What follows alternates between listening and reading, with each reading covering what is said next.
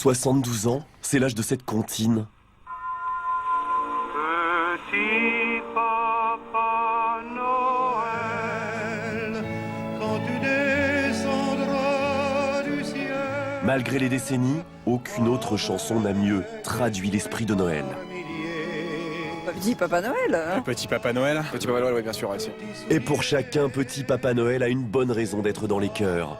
C'est un air qu'on retient. La voix du chanteur est quelque chose d'assez unique. C'est surtout la transmission aux générations qui me parle. Par contre, je ne sais pas l'histoire de cette chanson, mais je sens que vous allez me la raconter.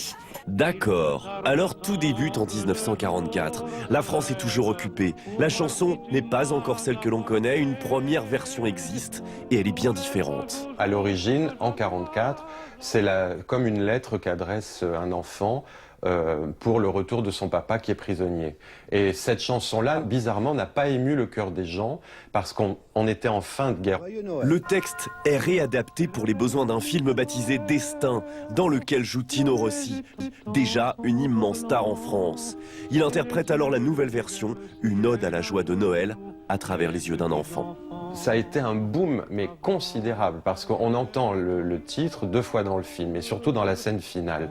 Et c'est devenu, du jour au lendemain, l'hymne de Noël, un hymne extraordinaire. Une voix rassurante qui entre dans les foyers après-guerre et aide à la reconstruction du cœur des Français.